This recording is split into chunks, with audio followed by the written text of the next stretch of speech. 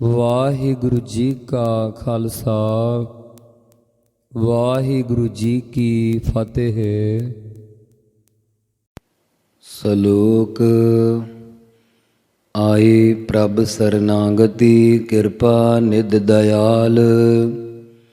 ਸੋ ਆਓ ਸਾਧ ਸੰਗਤ ਜੀ, ਚੱਲ ਰਹੀ ਲੜੀਵਾਰ ਵਿਚਾਰ ਪਾਵਨ ਗੁਰਬਾਣੀ 52 ਅੱਖਰੀ ਧੰਨ ਗੁਰੂ ਅਰਜਨ ਦੇਵ ਸਾਹਿਬ ਜੀ ਮਹਾਰਾਜ ਜੀ ਕਿਰਪਾ ਕਰ ਰਹੇ ਹਨ। 261 ਅੰਗ ਤੇ ਸਤਿਗੁਰੂ ਜੀ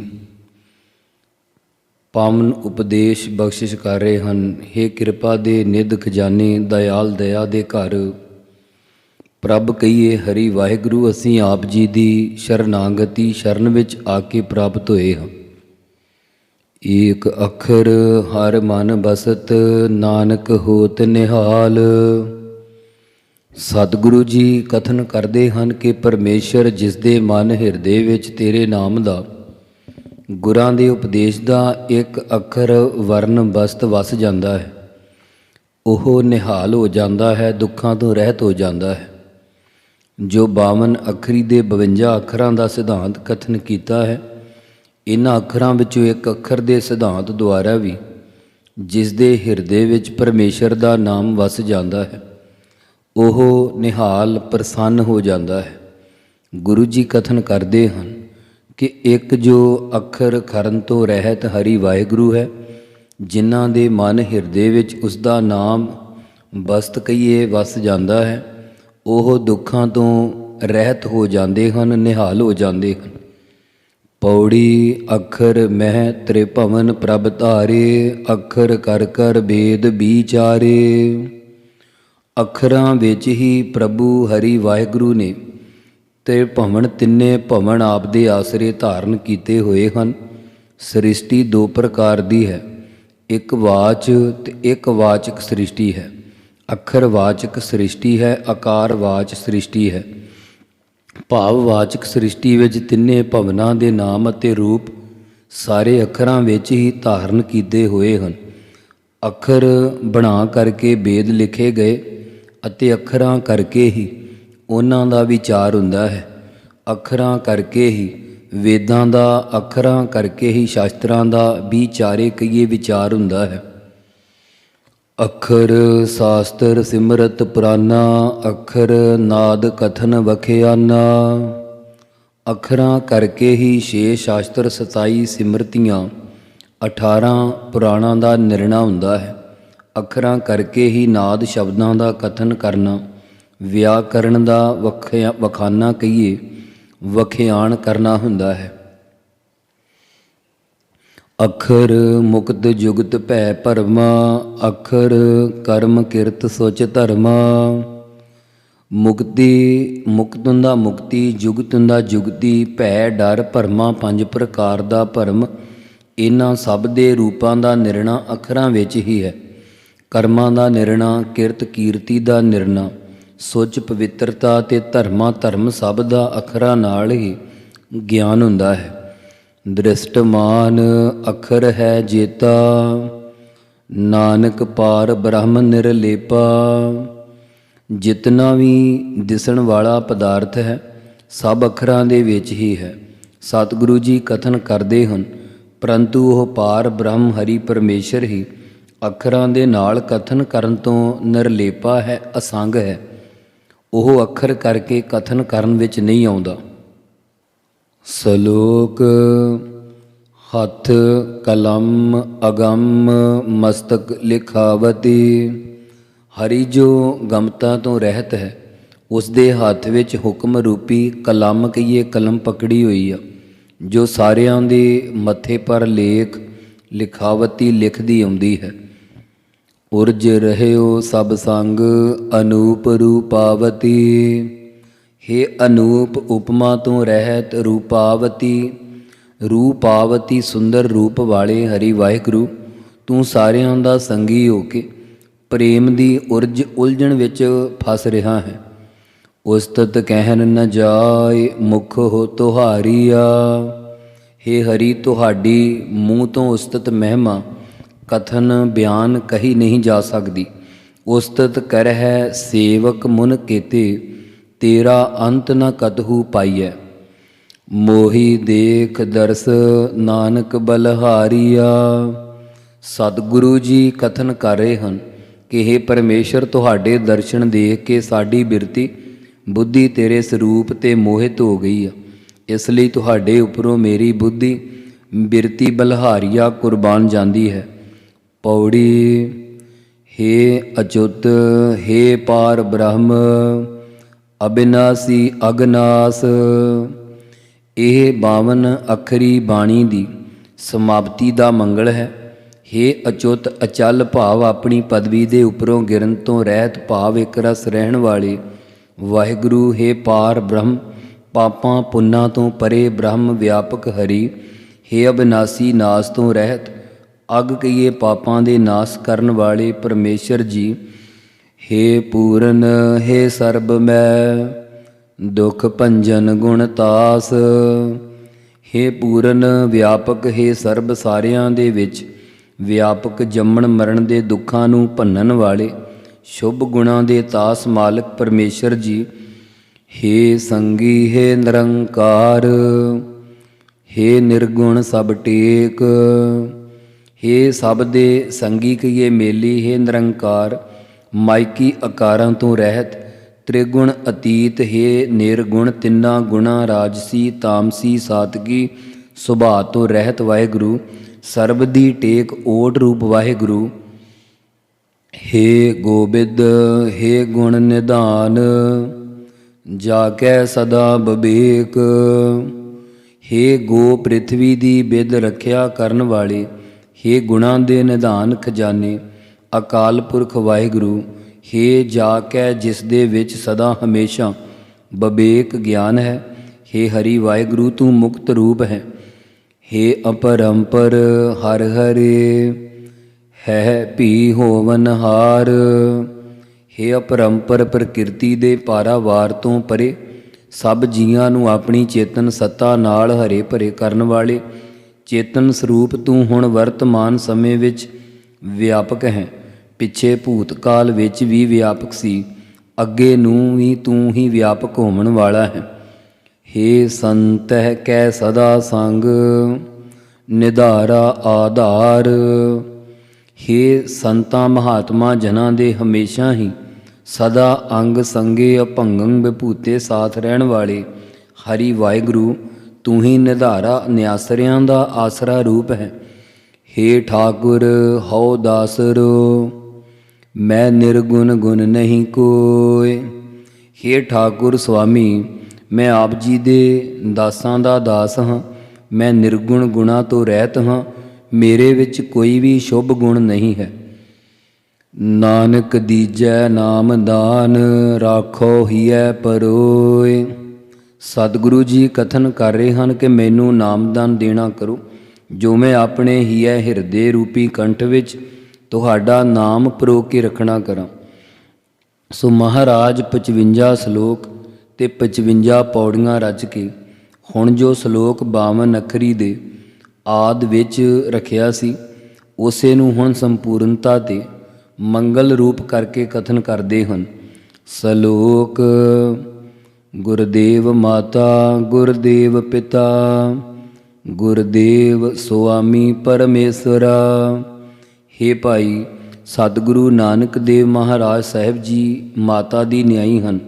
ਜਿਵੇਂ ਮਾਤਾ ਬੱਚੇ ਦੀ ਪਾਲਣਾ ਕਰਦੀ ਹੈ, ਇਸੇ ਤਰ੍ਹਾਂ ਗੁਰੂ ਸਾਹਿਬ ਜੀ ਸਿੱਖ ਦੀ ਪਾਲਣਾ ਕਰਦੇ ਹਨ। ਜਿਵੇਂ ਮਾਤਾ ਆਪਣੇ ਦੁੱਧ ਤੇ ਚਸ਼ਮਿਆਂ ਤੋਂ ਅੰਮ੍ਰਿਤ ਦਿੰਦੀ ਹੈ, ਇਉਂ ਮਹਾਰਾਜ ਹਿਰਦੇ 'ਚੋਂ ਨਾਮ ਰੂਪੀ ਦਾਨ ਦਿੰਦੇ ਹਨ, ਬ੍ਰਹਮਾਨੰਦ ਰੂਪ ਦੁੱਧ ਦਿੰਦੇ ਹਨ। ਅਤੇ ਜਿਵੇਂ ਦੁਨਿਆਵੀ ਪਿਤਾ ਦੀ ਜਾਇਦਾਦ ਦਾ ਮਾਲਕ ਪੁੱਤਰ ਹੁੰਦਾ, ਇਸੇ ਪ੍ਰਕਾਰ ਗੁਰੂ ਨਾਨਕ ਦੇਵ ਮਹਾਰਾਜ ਜੀ ਪਿਤਾ ਜੀ ਦੀ ਨਿਆਈ ਹਨ। ਜਿਸ ਪ੍ਰਕਾਰ ਬੱਚੇ ਦੀ ਪਾਲਣਾ ਮਾਤਾ ਕਰਦੀ ਹੈ, ਇਸੇ ਪ੍ਰਕਾਰ ਗੁਰੂ ਸਾਹਿਬ ਜੀ ਗੁਣਾਂ ਦੀ ਪਾਲਣਾ ਕਰਨ ਵਾਲੇ ਗੁਰਦੇਵ ਸੁਆਮੀ ਪਰਮੇਸ਼ਰਾ ਸਤਿਗੁਰੂ ਨਾਨਕ ਦੇਵ ਜੀ ਸੁਆਮੀ ਮਾਲਕ ਪਾਰ ਬ੍ਰਹਮ ਪਰਮੇਸ਼ਰ ਦਾ ਰੂਪ ਹਨ। ਗੁਰਦੇਵ ਸਖਾ ਅਗਿਆਨ ਭੰਜਨ, ਗੁਰਦੇਵ ਬੰਦਪ ਸਹੋਦਰਾ।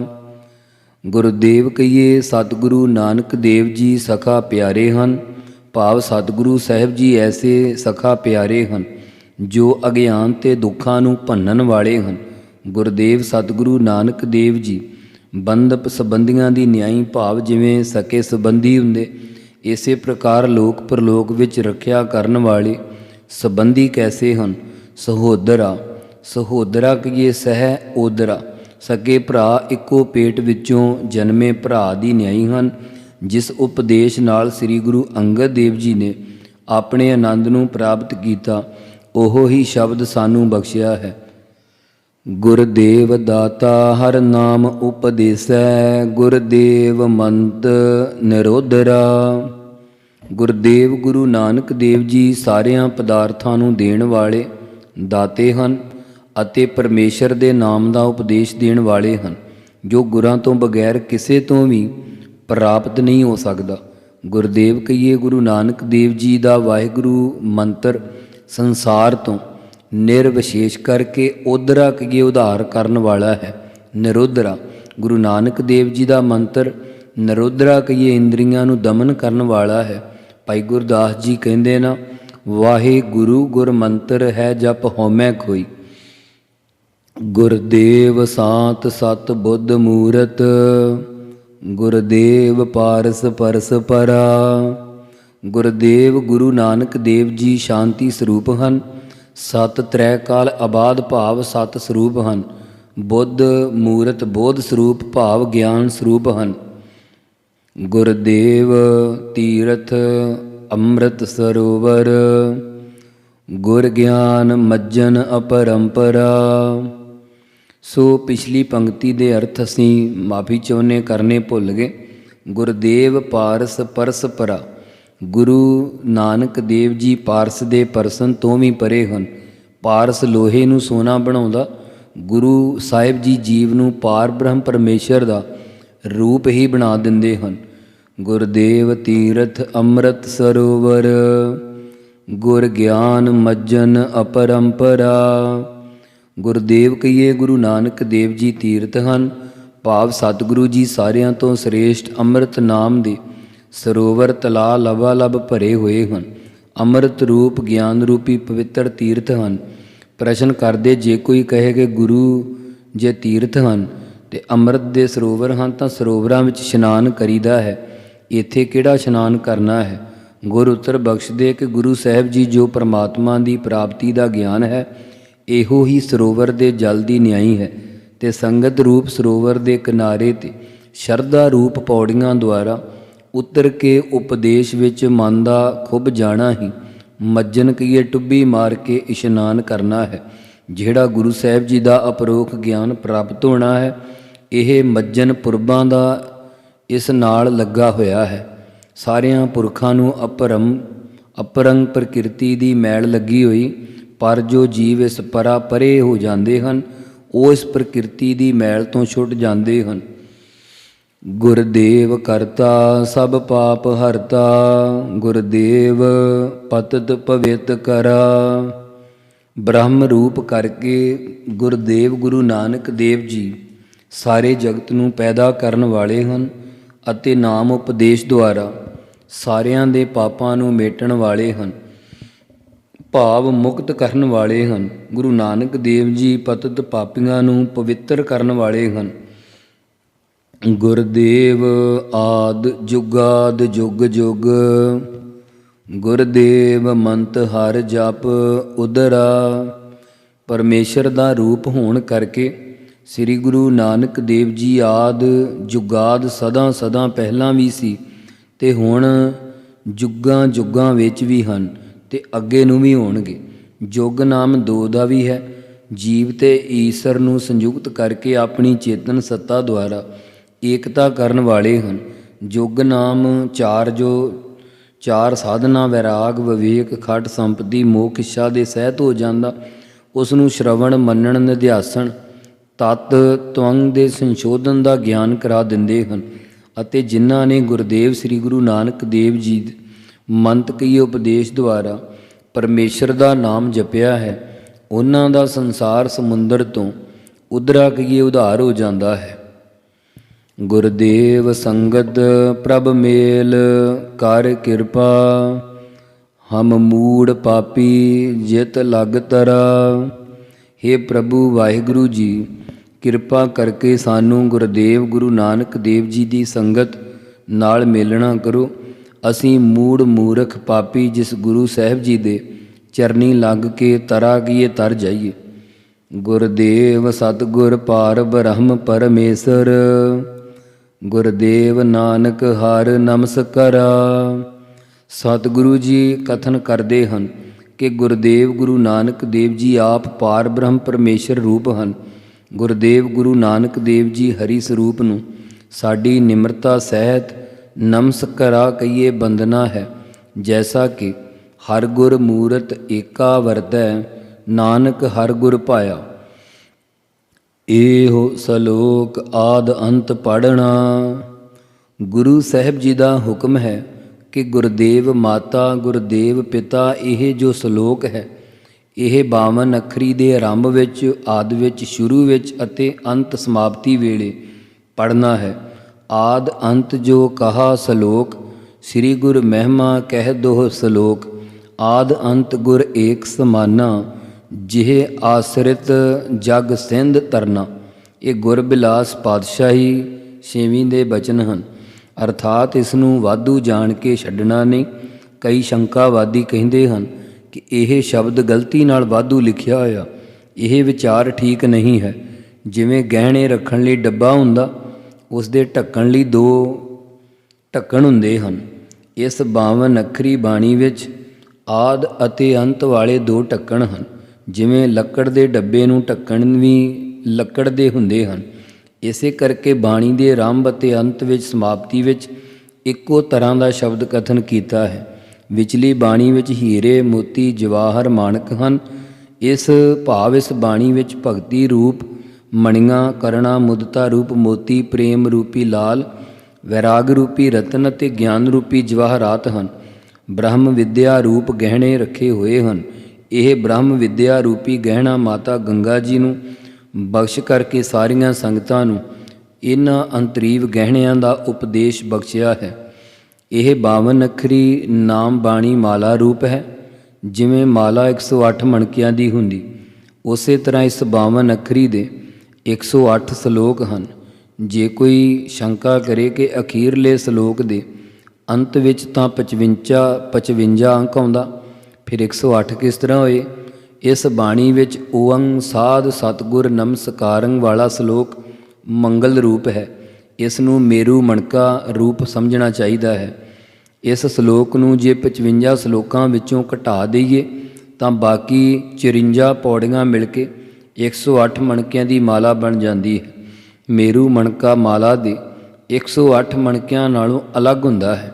ਗੁਰੂ ਸਾਹਿਬ ਜੀ ਦੇ ਹਰ ਗੁਰਸਿੱਖ ਨੂੰ ਹੁਕਮ ਹੈ ਇਸ ਮਾਲਾ ਨੂੰ ਭਾਵ ਰੋਜ਼ਾਨਾ ਇੱਕ ਪਾਠ 52 ਅੱਖਰੀ ਦਾ ਕਰੇ। ਜੋ ਜੀਵ ਹਰ ਰੋਜ਼ ਇੱਕ ਪਾਠ ਕਰੇਗਾ ਉਸ ਦਾ ਸੰਸਾਰ ਵਿੱਚ ਆਉਣਾ ਜਾਣਾ ਨਹੀਂ ਹੋਵੇਗਾ। ਪੰਡਤ ਨੇ 52 ਅੱਖਰਾਂ ਦਾ ਸਿਧਾਂਤ ਪੁੱਛਿਆ ਸੀ ਕਿ ਕੀ ਹੈ। ਉਸ ਦਾ ਉੱਤਰ ਗੁਰੂ ਸਾਹਿਬ ਜੀ ਨੇ ਉਪਦੇਸ਼ ਰੂਪ ਵਿੱਚ ਦਿੱਤਾ ਹੈ। ਸਾਰੀ 52 ਅੱਖਰੀ ਦੇ 55 ਸਲੋਕ ਹਨ। ਉਹਨਾਂ ਵਿੱਚੋਂ 3 ਸਲੋਕ ਮੰਗਲ ਰੂਪ ਹਨ। ਪਹਿਲਾ ਓੰਗ ਸਾਧ ਸਤਿਗੁਰ ਨਮਸਕਾਰੰ, ਇਹ ਮੰਗਲ ਨਾਸਤਕ ਭ੍ਰਾਂਤੀ ਦੀ ਨਿਵਰਤੀ ਵਾਸਤੇ ਹੈ। ਦੂਜਾ ਡੰਡੌਤ ਬੰਦਨ ਅਨਕ ਬਾਰ ਸਰਬ ਕਲਾ ਸਮਰੱਥ, ਇਹ ਮੰਗਲ ਗ੍ਰੰਥ ਦੀ ਨਿਰਵਿਘਨ ਸਮਾਪਤੀ ਵਾਸਤੇ ਹੈ। ਤੀਜਾ ਹੈ ਹੇ ਅਚੁੱਤ, ਹੇ ਪਾਰ ਬ੍ਰਹਮ ਅਬਿਨਾਸੀ ਅਗਨਾਸ, ਅਕਿਰਤ ਘਨ ਦੋਸ਼ ਦੀ ਨਿਵਰਤੀ ਵਾਸਤੇ ਹੈ।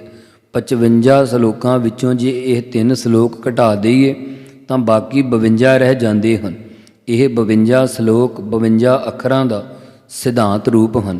ਇਸ ਤਰ੍ਹਾਂ ਮਹਾਰਾਜ ਨੇ 52 ਅੱਖਰੀ ਨਾਮੇ ਬਾਣੀ ਰਚ ਕੇ ਉਸ ਪੰਡਤ ਨਾਲ ਚਰਚਾ ਰੂਪ ਅਤੇ ਮਾਤਾ ਜੀ ਨੂੰ ਸੁੱਚੇ ਹੀਰੇ ਮੋਤੀਆਂ ਦੀ ਮਾਲਾ ਭਾਵ ਬ੍ਰਹਮ ਵਿਦਿਆ ਰੂਪੀ ਬਾਣੀ ਅਰਪੀ ਹੈ, ਜਿਹੜੀ ਲੋਕ ਪ੍ਰਲੋਕ ਵਿੱਚ ਜੀਵਾਂ ਦੀ ਸਹਾਇਤਾ ਕਰਨ ਵਾਲੀ ਹੈ।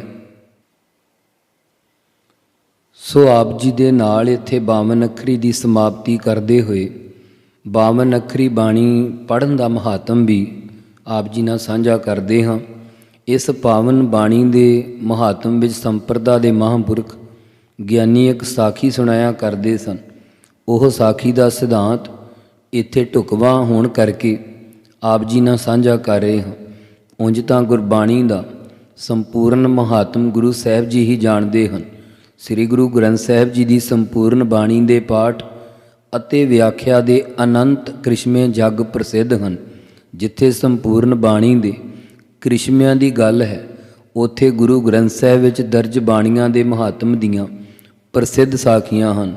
ਉਹਨਾਂ ਵਿੱਚੋਂ ਹੀ 52 ਅੱਖਰੀ ਬਾਣੀ ਦੀ ਇੱਕ ਸਾਖੀ ਹੈ ਜੋ ਸੰਤ ਗਿਆਨੀ ਗੁਰਬਚਨ ਸਿੰਘ ਮਹਾਂਪੁਰਖਾਂ ਨੇ ਆਪਣੀ ਜ਼ਿੰਦਗੀ ਦੀਆਂ ਅਖੀਰਲੀਆਂ 27ਵੀਂ ਅਤੇ 28ਵੀਂ ਕਥਾਵਾਂ ਵਿੱਚ ਟੂਕ ਮਾਤਰ ਕਥਨ ਕੀਤੀ ਹੈ ਕਿ ਉਦਾਸੀਨ ਭੇਖ ਦੇ ਇੱਕ ਜਪੀ ਤਪੀ ਮਹਾਂਪੁਰਖ ਜੋ ਸ੍ਰੀ ਗੁਰੂ ਗ੍ਰੰਥ ਸਾਹਿਬ ਜੀ ਦੀ ਬਾਣੀ ਤੇ ਅਥਾਹ ਸ਼ਰਧਾ ਰੱਖਦੇ ਸਨ, ਜਿਨ੍ਹਾਂ ਦਾ ਨਾਮ ਭਗਤ ਰਾਮ ਦੱਤਾ ਸੀ, ਉਹਨਾਂ ਦੇ ਪਾਸ ਇੱਕ ਕੋਹੜੀ ਆਇਆ ਜਿਸ ਦੇ ਜਿਸਮ ਤੇ ਸਾਰੇ ਕੋਹੜ ਫੁੱਟ ਚੁੱਕਾ ਸੀ ਅਤੇ ਕੋਹੜੀ ਜਾਣ ਕੇ ਕੋਈ ਨੇੜੇ ਨਹੀਂ ਸੀ ਬੈਠਣ ਦਿੰਦਾ। ਉਹ ਮਹਾਤਮਾ ਕੋਲ ਆ ਕੇ ਬੇਹਬਲ ਹੋ ਕੇ ਬੇਨਤੀ ਕਰਨ ਲੱਗਾ ਕਿ ਮਹਾਤਮਾ ਜੀ, ਮੇਰੇ ਗਰੀਬ ਤੇ ਦਇਆ ਕਰੋ। ਮੈਂ ਸੁਣਿਆ ਹੈ ਕਿ ਮਹਾਂਪੁਰਖਾਂ ਕੋਲ ਕੋਹੜ ਹਟਾਉਣ ਤੱਕ ਦੀਆਂ ਦਵਾਈਆਂ ਹੁੰਦੀਆਂ। ਆਪ ਮੈਨੂੰ ਦੇਹ ਅਰੋਗਤਾ ਦਾ ਦਾਨ ਬਖਸ਼ੋ। ਮਹਾਂਪੁਰਖਾਂ ਨੇ ਆਪਣੇ ਦਿਆਲੂ ਸੁਭਾਅ ਅਨੁਸਾਰ ਉਸ ਨੂੰ ਧੀਰਜ ਦਿੰਦਿਆਂ ਕਿਹਾ ਕਿ ਭਾਈ, ਕੋਹੜ ਹਟਾਉਣ ਦੀ ਸ਼ਕਤੀ ਗੁਰੂ ਨਾਨਕ ਸਾਹਿਬ ਜੀ ਦੀ ਬਾਣੀ ਵਿੱਚ ਹੈ। ਮੈਂ ਤਾਂ ਗੁਰੂ ਸਾਹਿਬ ਜੀ ਦੀ ਬਾਣੀ ਦੀ ਵਿਆਖਿਆ ਕਰਨ ਵਾਲਾ ਹਾਂ। ਕੋਹੜ ਤਾਂ ਬਾਣੀ ਦੀ ਸ਼ਕਤੀ ਨੇ ਹਟਾਉਣਾ, ਪਰ ਜੇ ਗੁਰਬਾਣੀ ਤੇ ਨਿਸ਼ਚਾ ਕਰੇਗਾ ਤਾਂ ਕੋਹੜ ਜ਼ਰੂਰ ਹਟ ਜਾਵੇਗਾ। ਉਸ ਪ੍ਰੇਮੀ ਨੇ ਪੂਰਨ ਨਿਸ਼ਚਾ ਕੀਤਾ। ਮਹਾਂਪੁਰਖ ਨੇ ਅਰਦਾਸ ਕਰਕੇ ਸ੍ਰੀ ਗੁਰੂ ਅਰਜਨ ਦੇਵ ਮਹਾਰਾਜ ਜੀ ਦੀ ਰਸਨਾ ਤੋਂ ਉਚਾਰਨ ਕੀਤੀ ਹੋਈ 52 ਅੱਖਰੀ ਨਾਮੇ ਬਾਣੀ ਦਾ ਇੱਕ ਪਾਠ ਹਰ ਰੋਜ਼ ਸੁਣਾਉਣਾ ਤੇ ਲੜੀਵਾਰ ਕਥਾ ਸੁਣਾਉਣੀ ਆਰੰਭ ਕਰ ਦਿੱਤੀ। ਉਹ ਪ੍ਰੇਮੀ ਵੀ ਸ਼ਰਧਾ ਸਹਿਤ ਸੁਣਦਾ ਰਿਹਾ। 21ਵੇਂ ਦਿਨ ਜਦੋਂ ਕਥਾ ਦੀ ਸਮਾਪਤੀ ਕੀਤੀ ਤਾਂ ਉਸ ਦੀ ਦੇਹ ਹੀ ਕੰਚਨ ਵਰਗੀ ਹੋ ਕੇ ਕੋਹੜ ਦਾ ਨਾਮੋ ਨਿਸ਼ਾਨ ਵੀ ਨਹੀਂ ਰਿਹਾ। ਇਸ ਕਰਕੇ ਇਸ ਬਾਣੀ ਦੇ ਮਹਾਤਮ ਦਾ ਕੋਈ ਅੰਦਾਜ਼ਾ ਵੀ ਨਹੀਂ ਲਾ ਸਕਦਾ ਕਿ ਇਸ ਦਾ ਕਿਤਨਾ ਕੁ ਮਹਾਤਮ ਤੇ ਕੀ ਫਲ ਬਾਣੀ ਦੇ ਸਕਦੀ ਹੈ। ਸੋ ਗੁਰੂ ਪਿਆਰੀ ਸਾਧ ਸੰਗਤ ਜੀਓ, ਇੱਥੇ ਅੱਜ ਆਪਣੀ 52 ਅੱਖਰੀ ਦੀ ਪਾਵਨ ਪਵਿੱਤਰ ਗੁਰਬਾਣੀ ਦੀ ਵਿਚਾਰ ਦੀ ਸਮਾਪਤੀ ਹੋਈ ਹੈ। ਆਉਣ ਵਾਲੇ ਕੱਲ੍ਹ ਦੇ ਵਿੱਚ ਆਪਾਂ ਗੁਰੂ ਮਹਾਰਾਜ ਜੀ ਦੀ ਪਾਵਨ ਪਵਿੱਤਰ ਗੁਰਬਾਣੀ ਲੜੀਵਾਰ ਚੱਲ ਰਹੀ ਵਿਚਾਰ ਦੇ ਵਿੱਚ ਗੌੜੀ ਸੁਖਮਨੀ ਸਾਹਿਬ ਜੀ ਦੀ ਵਿਚਾਰ ਪ੍ਰਾਰੰਭ ਕਰਾਂਗੇ। ਸਤਿਗੁਰੂ ਕਿਰਪਾ ਕਰਨ। ਗੌੜੀ 52 ਅੱਖਰੀ ਇੱਥੇ ਸਮਾਪਤੰ। ਵਾਹਿਗੁਰੂ ਵਾਹਿਗੁਰੂ ਵਾਹਿਗੁਰੂ ਵਾਹਿਗੁਰੂ ਵਾਹਿਗੁਰੂ ਵਾਹਿਗੁਰੂ ਵਾਹਿਗੁਰੂ ਵਾਹਿਗੁਰੂ।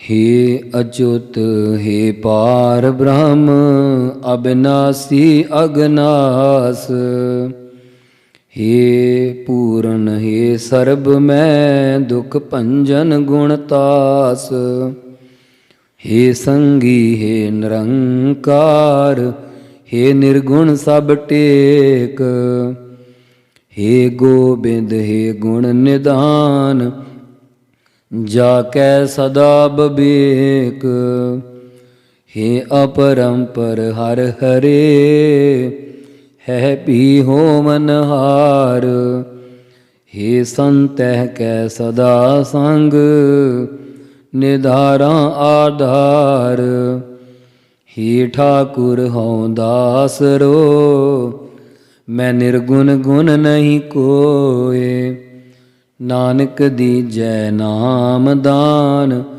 राखो हियै परोए, हे ठाकुर हूँ दासरो, मैं निर्गुण गुण नहीं कोय, नानक दीजै नाम दान, राखो हियै परोए, कथा निता प्रत होत है, सुनहो सिंह सुजान, नानक गुर गोबिंद सिंह जी, ਸਦਾ ਕਰੈ ਕਲਿਆਣ।